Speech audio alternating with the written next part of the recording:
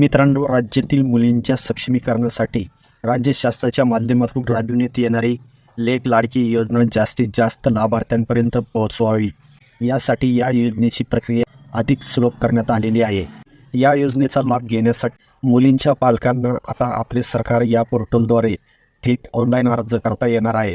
योजनेसाठी अर्ज करताना आवश्यक असणाऱ्या कागदपत्रांची संख्या देखील कमी करण्यात आल्याची माहिती राज्याच्या महिला व बालविकास मंत्री यांच्या माध्यमातून देण्यात आलेली आहे। यासाठी 1 एप्रिल 2023 पासून पात्र लाभार्थ्यांना म्हणजे ज्या मुली 1 एप्रिल 2023 रोजी किंवा त्यानंतर जन्मलेल्या आहेत अशा लाभार्थी मुलींच्या पालकांनी मुलींच्या जन्माच्या 1 वर्षाच्या आत या योजनेचा लाभ घेण्यासाठी अर्ज करणे आवश्यक आहे।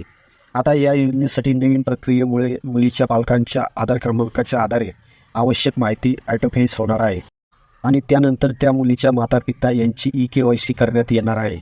यामुळे या योजनेसाठी आवश्यक असणारी माहिती प्रशासनाला उपलब्ध झाल्यामुळे वारंवार कागदपत्र सादर करण्याची गरज आता भासणार नाही।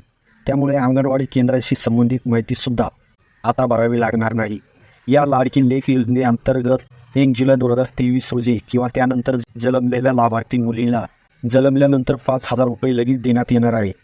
त्याचप्रमाणे त्या मुलीने इयत्ता पहिलीमध्ये प्रवेश घेतल्यानंतर 6,000 रुपये, इयत्ता 6वीत प्रवेश घेतल्यानंतर 7,000 रुपये, 11वीत प्रवेश घेतल्यानंतर 8,000 रुपये आणि मुलगी 18 वर्षाची झाल्यानंतर 75 असे मिळून एकूण रुपये 1,01,000 रुपयाचा आर्थिक लाभ शासनाकडून देण्यात येतो।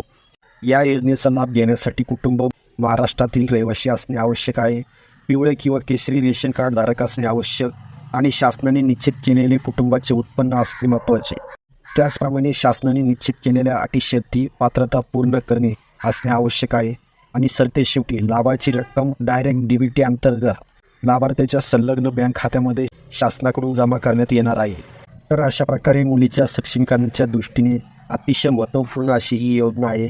आपण जर या योजनेसाठी पात्र असाल तर नक्कीच या योजनेचा लाभ घ्या। धन्यवाद।